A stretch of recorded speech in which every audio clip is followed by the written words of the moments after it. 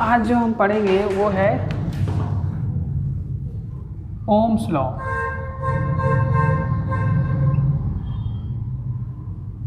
क्या पढ़ेंगे हम? Ohm's law. चलिए, ओम्स लॉ पढ़ने से पहले हम ये देखते हैं कि जैसे हमने पीछे पढ़ा कि इलेक्ट्रॉन का फ्लो होता है, ठीक है, किसी सर्किट में, किसी कंडक्टर में करंट का फ्लो होता है, ठीक है, इलेक्ट्रॉन का फ्लो होता है। तो इलेक्ट्रॉन का फ्लो, करंट का फ्लो क्यों होता है? ठीक है, इलेक्ट्रॉन का फ्लो, करंट का फ्लो क्यों होता है? तो हमने ये पढ़ा था कि इलेक्ट्रॉन का फ्लो होने के लिए हमें पोटेंशियल देना पड़ता है, पोटेंशियल डिफरेंस मीन्स वोल्टेज देना पड़ता है। हमने इससे पिछले क्लासों में ये पढ़ा है, ठीक है। अच्छा, हमने ये नहीं पढ़ा कि कितना पोटेंशियल देंगे तो कितना करंट फ्लो करेगा। क्या हम पोटेंशियल डिफरेंस मीन्स वोल्टेज बढ़ाएंगे तो करंट बढ़ेगा कि नहीं बढ़ेगा, किस तरह से बढ़ेगा, तो ये हमें आज इसमें पढ़ना है ओम्स लॉ में, ठीक है। ओम्स का नियम है, ओम नाम के साइंटिस्ट ने ये नियम बताया, लॉ बताया, और इन्होंने ये लॉ बताया कि इस लॉ में ये बताया इन्होंने कि पोटेंशियल डिफरेंस और वोल्टेज, मतलब पोटेंशियल डिफरेंस या वोल्टेज करंट से कैसे रिलेटेड है, करंट से कैसे रिलेटेड है। ये इन्होंने करंट और पोटेंशियल डिफरेंस के बीच में रिलेशन बताया था, ठीक है। तो अगर हम इनके ये डेफिनेशन लिखें अगर ओम्स लॉ की, तो इसमें लिखेंगे according to Ohm's law, according to Ohm's law at constant temperature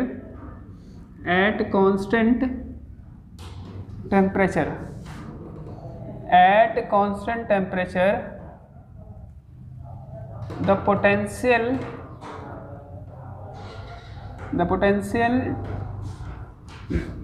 difference across the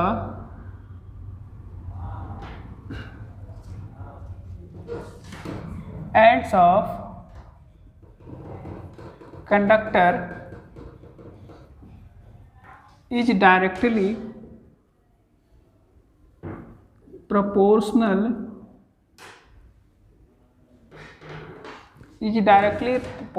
to current, amount of current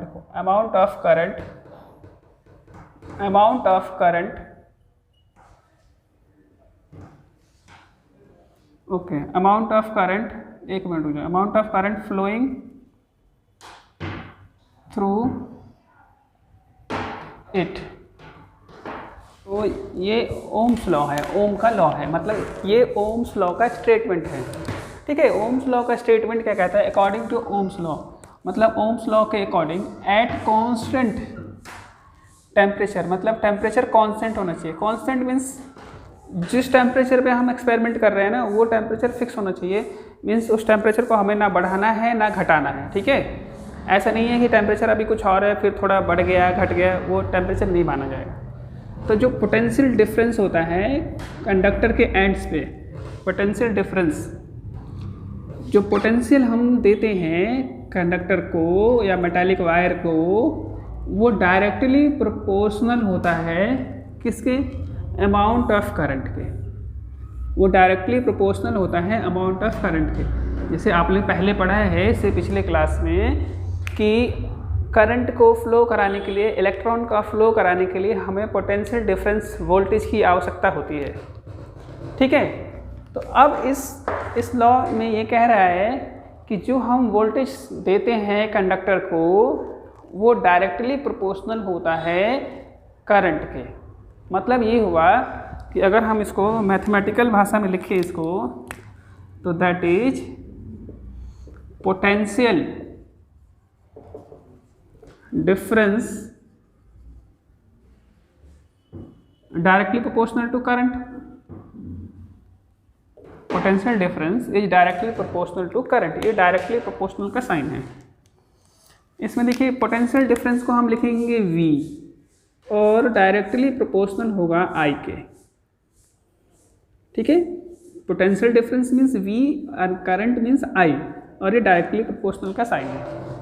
अब इस स्टेटमेंट का मतलब देखिए क्या होता है। इस स्टेटमेंट का मतलब होता है, जैसे मैंने लिख दिया V is directly proportional to I, तो इसका मतलब ये है कि अगर हम पोटेंशियल बढ़ाते हैं, वोल्टेज बढ़ाते हैं, अगर हम वोल्टेज बढ़ाते हैं तो करंट भी बढ़ेगा।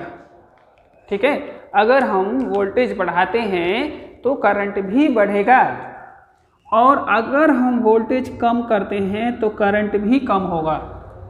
ठीक है, किसी कंडक्टर में हमने ज़्यादा वोल्टेज सप्लाई किया तो उस कंडक्टर में ज़्यादा करंट फ्लो करेगा, और अगर हमने कम वोल्टेज सप्लाई किया तो कम करंट फ्लो करेगा। जैसे आप अपने घरों में देखो, इन्वर्टर यूज करते हो। ठीक है, अगर इन्वर्टर यूज करते हो आप, तो इन्वर्टर में क्या होता है कि अगर इन्वर्टर की जो वोल्टेज सप्लाई ज़्यादा होती है तो उस इन्वर्टर पे आप लोड ज़्यादा दे पाते हो। लोड मीन्स ज़्यादा पंखे चला पाते हो। और अगर लोड वोल्टेज उसकी पावर कम होती है तो क्या होता है, फिर कम लोड लेता है। तो उसी तरह से जितना ज़्यादा वोल्टेज होगा उतना ज़्यादा करंट होगा, अगर वोल्टेज कम होगा तो करंट भी कम होगा। ये नियम ये कहता है, ओम का लॉ जो कहता है। डायरेक्टली प्रोपोर्शनल का मतलब होता है कि जैसे ये दो क्वांटिटी है, ठीक है, और दो क्वांटिटी में से एक क्वांटिटी अगर इंक्रीज होती है, ठीक है, एक क्वांटिटी इंक्रीज होती है, दैट मीन्स अगर पोटेंशियल हम इंक्रीज करते हैं then other quantity current will also increases, मतलब करंट भी क्या होगा, इंक्रीज होगा। ठीक है, अगर यही होता है डायरेक्टली प्रोपोर्शनल। ठीक है, डायरेक्टली प्रोपोर्शनल का मतलब ये होता है कि दो क्वांटिटी अगर आपस में डायरेक्टली प्रोपोर्शनल है, ठीक है, दो क्वांटिटी अगर आपस में डायरेक्टली प्रोपोर्शनल है तो एक अगर इंक्रीज करेगी तो दूसरा भी इंक्रीज करेगा। ये होता है डायरेक्टली प्रोपोर्शनल। जैसे हमने 8th क्लास में मैथ में पढ़ा है ना, डायरेक्ट प्रोपोर्शन, वैसे ही है ये भी। तो देखिए, अब साइन ऑफ प्रोपोर्शनलिटी को हटाने के लिए, साइन ऑफ प्रोपोर्शनलिटी को हटाने के लिए एक कांस्टेंट लगाना पड़ता है। That constant is known as R, और ये I हो गया। तो इसको हम ऐसे लिखेंगे I और R। अब देखिए हमने क्या करा कि भाई इस साइन ऑफ प्रोपोर्शनलिटी को हटाने के लिए, ये क्या है, प्रोपोर्शनलिटी साइन है, प्रोपोर्शनलिटी साइन। ठीक है, और ये जो R जो है प्रोपोर्शनलिटी कांस्टेंट है। ठीक है, R जो है प्रोपोर्शनलिटी कांस्टेंट है, और इस प्रोपोर्शनलिटी कांस्टेंट को हम कहते हैं रेजिस्टेंस। क्या कहते हैं, इसका नाम जो है रेजिस्टेंस है। जैसे कि आपने 9th क्लास में ग्रेविटेशन में कैपिटल G कांस्टेंट लिया था, प्रोपोर्शनलिटी कांस्टेंट कैपिटल G लिया था, उसे यूनिवर्सल ग्रेविटेशन कांस्टेंट कहा गया था। वैसे ही यहाँ पर जो साइन ऑफ प्रोपोर्शनलिटी को हटाने के लिए जिस कांस्टेंट का यूज करते हैं उसका नाम है रेजिस्टेंस। क्या नाम है इसका, रेजिस्टेंस नाम है। ठीक है, तो अब देखिए, अगर हमें रेजिस्टेंस नाम है इसका, अगर हम I इक्वल टू देखेंगे तो V अपॉन में R हो जाएगा, और अगर हम R इक्वल टू देखेंगे तो V अपॉन में I हो गया। तो दोनों केसेज में हमने क्या देखा, यहाँ पे दोनों केसेज में देखा कि I यहाँ पे है तो R नीचे है, यहाँ R ऊपर है तो I नीचे है। मतलब जैसे कि ये और ये तो इन्वर्सली प्रोपोर्शनल हो गया, सामने सामने। तो जब रेसिप्रोकल में आता है तो इन्वर्स हो जाता है। ठीक है, दैट मीन्स हमने क्या देखा कि I जो है इन्वर्सली प्रोपोर्शनल है रेजिस्टेंस के, इन्वर्सली प्रोपोर्शनल है रेजिस्टेंस के, या यहाँ देखा हमने कि resistance is inversely proportional to I। तो इससे का मतलब ये हुआ, इसका मतलब ये हुआ कि I और R के बीच में इन्वर्स का रिलेशन है। इन्वर्स का रिलेशन मीन्स अगर I घटता है तो R बढ़ेगा, ठीक है, या I बढ़ता है तो R घटेगा। इसका मतलब ये हुआ। ऐसा नहीं है कि एक बढ़ाया जाए तो दोनों बढ़ेगा, एक को बढ़ाया जाए तो दूसरा घटेगा और दूसरे को बढ़ाया जाए तो पहला घटेगा। ये चीज़ है इसमें।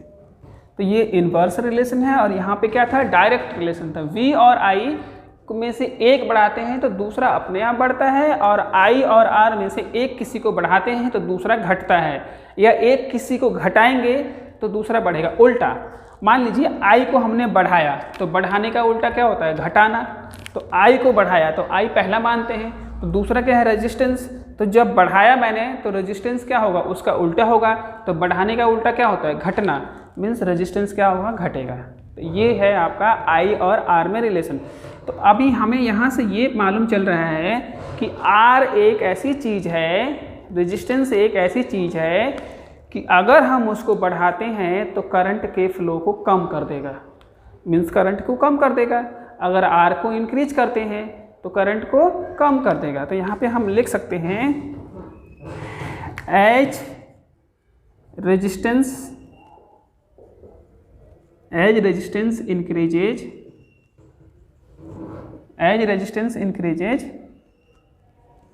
the amount of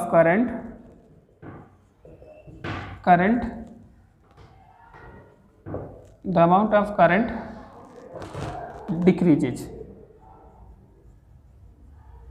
ठीक है, देखिए रेजिस्टेंस को हमने क्या करा? इंक्रीज किया है, बढ़ा दिया रेजिस्टेंस को। रेजिस्टेंस यहाँ पे क्या हो रहा है? बढ़ रहा है, तो करंट क्या हो रहा है? डिक्रीज हो रहा है। ठीक है, मीन्स अगर यहाँ पे R को इंक्रीज करेंगे तो करंट को डिक्रीज करना पड़ेगा। ठीक है, तो अब तक तो हमें ये मालूम चल गया कि R एक ऐसी चीज़ है कि जो करंट के फ्लो को कम कर देती है, करंट के फ्लो को कम कर देती है अगर R बढ़ती है तो R बढ़ने से करंट का फ्लो कम हो जा रहा है। तो इसका मतलब अगर हमें R को डिफ़ाइन करना होगा, रेजिस्टेंस को डिफ़ाइन करना होगा या पता लगाना होगा एक्चुअली में रेजिस्टेंस है क्या, तो कैसे पता लगाएंगे? अब देखिए हमें तो ये मालूम चला यहाँ पे कि जो R जो है अगर इंक्रीज हो रहा है तो करंट का डिक्रीज हो रहा है। ठीक है, तो इसको डिफ़ाइन कैसे करेंगे? तो it is the property of conductor, it is the property of conductor due to which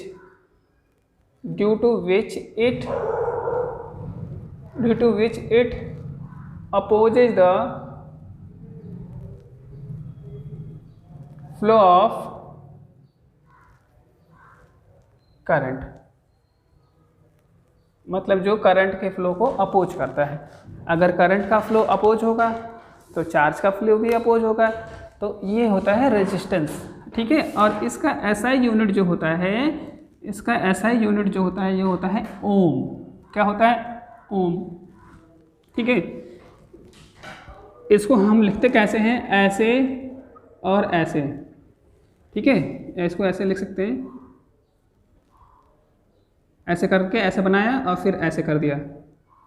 ठीक है, इसको बोलते हैं omega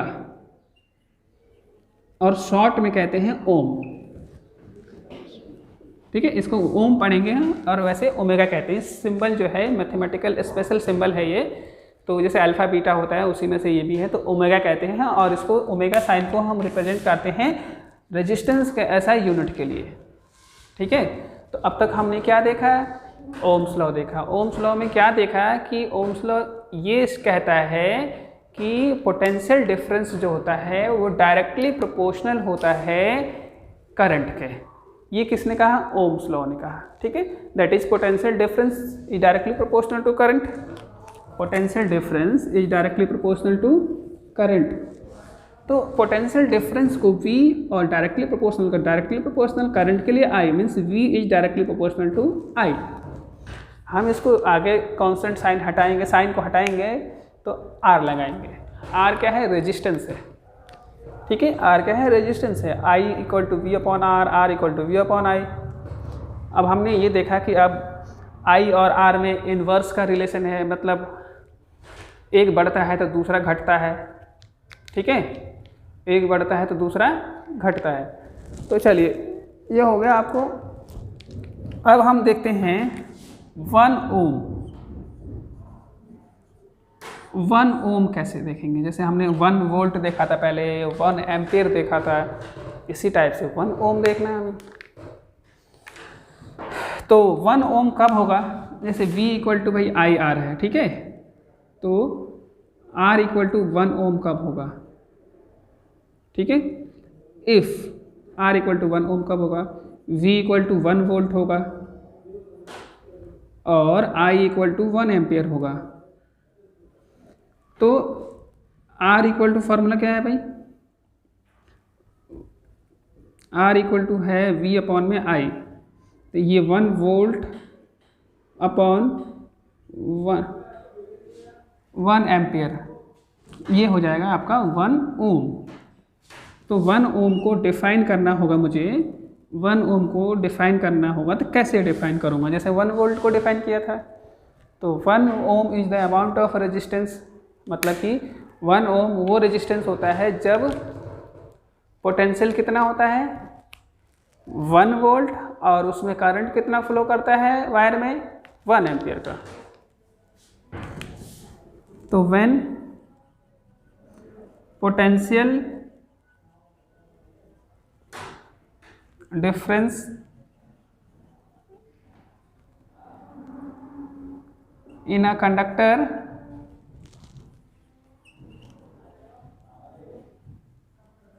is 1 volt and current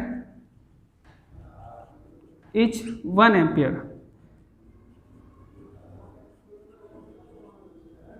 the conductor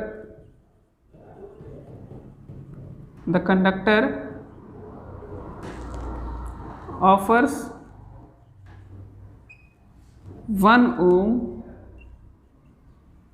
of resistance।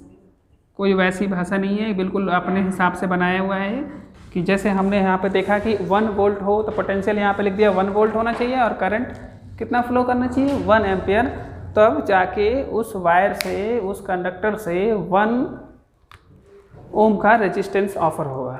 ठीक है, तो ये अब हम पढ़ेंगे VI potential and current curve for Ohm's law. ठीक है, कर्व को हम बेटा ग्राफ भी कहते हैं। तो हम VI curve for Ohm's law, VI graph for Ohm's law, Ohm's law के लिए ग्राफ पढ़ेंगे। ठीक है, तो ये एग्जाम में आते हैं ऐसे क्वेश्चन। तो देखिए कैसे पढ़ना। अभी आप सभी ने ये देखा है कि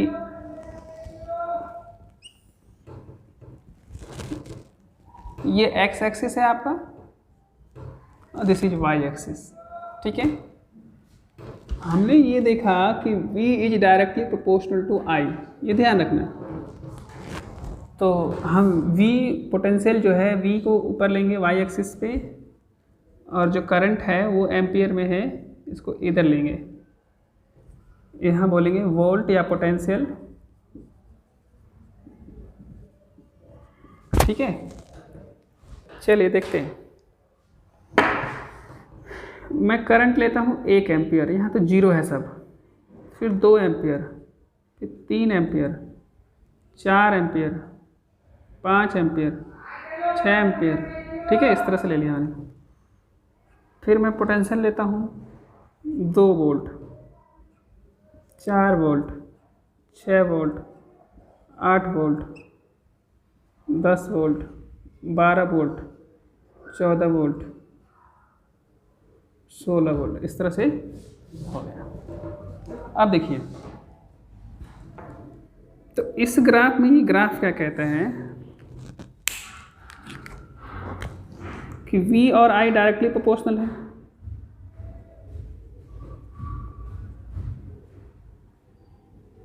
स्लोप का मतलब होता है tan थीटा परपेंडिकुलर अपॉन में बेस। अब देखिए परपेंडिकुलर कैसे होता है। तो अभी देखिए, मान लीजिए ये यहाँ से एंगल स्टार्ट हुआ और मैं ये वाले को ऐसे इसको ज्वाइन करता हूँ। ठीक है, इसको ज्वाइन करता हूँ तो ये बिल्कुल स्ट्रेट लाइन आएगा, सीधा लाइन आएगा इस पर। तो ये 90 डिग्री का बनाता है। तो इस ट्रायंगल को मैं बाहर बनाने की कोशिश करता हूँ ऐसे। मैं आपको ज़रा tan थीटा समझाने के लिए, ठीक है, ये बना दिया मैंने ऐसे। तो ये थीटा हो गया आपका, और ये 90 वाले को परपेंडिकुलर बोलते हैं, ये सभी आप जानते हो।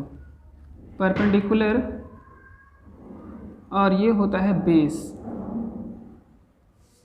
ठीक है, और ये होता है हाइपोटेनस या हाइपोटेनस जिसको बोलते हैं, ठीक है बच्चों। तो अब मैं बोल रहा हूँ tan थीटा जो होता है रेशियो होता है, ठीक है, अभी पढ़ेंगे बाद में, फिलहाल अभी समझ लो। tan थीटा जो होता है परपेंडिकुलर अपॉन बेस, और सिंपल में बोले ना, अगर ये नहीं समझ में आ रहा है आपको, ये tan थीटा नहीं समझ में आ रहा है तो कोई बात नहीं, स्लोप हम सिंपल यहाँ देखेंगे। स्लोप होता है y axis upon x axis, ये तो समझ में आ रहा होगा। y एक्सिस और upon x axis means y axis की क्वांटिटी और x एक्सिस की क्वांटिटी को डिवाइड करते हैं तो स्लोप आता है। तो यहाँ पे परपेंडिकुलर अपॉन बेस, ये परपेंडिकुलर हो गया आपका और ये बेस हो गया, तो ये और ये इसका रेशियो निकालते हैं हम तो tan थीटा आता है, और tan थीटा ट्रिग्नोमेट्रिक रेशियो में आता है y axis upon x axis, ठीक है। तो आप देखिए यहाँ पे ध्यान से देखना है, y एक्सिस मुझे इस ग्राफ का स्लोप निकालना है, ठीक है, जहाँ तक बनाया है मैंने वहाँ तक का। तो ये जो लास्ट है यहाँ से ये आपका परपेंडिकुलर हो गया, ठीक है। या तो आप यहाँ से इसको लीजिए, किसी का भी निकालते हैं, किसी का भी। अगर मैंने 12 का लिया है तो 12 के सामने से ऐसे 6 आएगा, ठीक है।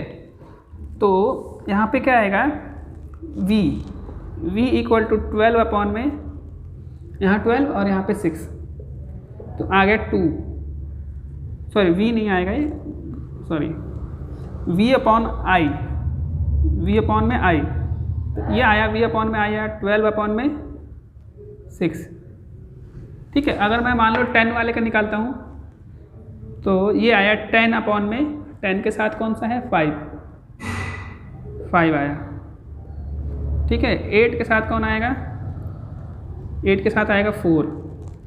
तो अभी हमने इतना देखा, 6 2 जा 12, 5 2 जा 10 और 4 2 जा 8, मतलब सब में 2 2 ही आ रहा है।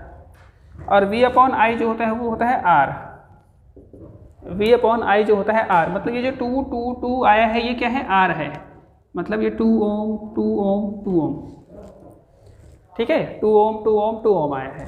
तो ये रेजिस्टेंस आया। तो इसमें देखिए पहले जो मैंने ये ग्राफ बनाया है उससे हमने जब इस ग्राफ का हर एक पॉइंट का जब मैंने स्लोप निकाला, 1 2 3 पॉइंट का निकाला, अगर चाहो तो 4/2 भी कर सकते हो, 2/1 भी कर सकते हो।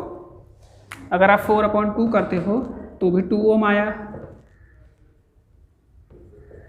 और 2/1 करते हो तो भी 2 ओम आया, ठीक है। मतलब 4 के लिए देखो यहाँ 2 पे है, 1 के लिए 1 पे है।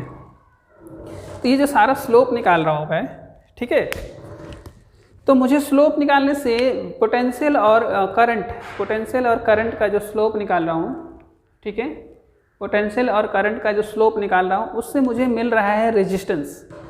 देखिए भाई यहाँ से v equal to I R, और i इक्वल टू क्या होगा, सॉरी r इक्वल टू क्या होगा, v अपॉन में i, ठीक है। तो v और i को डिवाइड कर रहा हूँ तो क्या मिलेगा मुझे, रेजिस्टेंस मिलेगा। क्या मिलेगा, रेजिस्टेंस मिलेगा।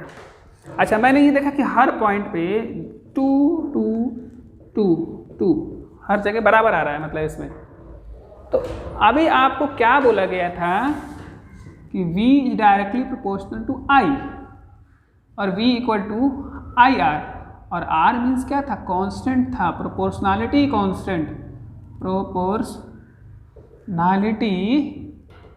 कांस्टेंट, ठीक है बेटा, दिस इज प्रोपोर्शनैलिटी कांस्टेंट। तो जब किसी कंडीशन में मान लो टेम्परेचर तो इसका फिक्स होगा वहाँ पे जब हम एक ग्राफ बनाएंगे, तो क्योंकि ओम्स लॉ में कहा गया है। अब हम जब इस तरह से हम पोटेंशियल, और जैसे पोटेंशियल बढ़ा रहे हैं उसी अकॉर्डिंग करंट भी बढ़ रहा है हमारा।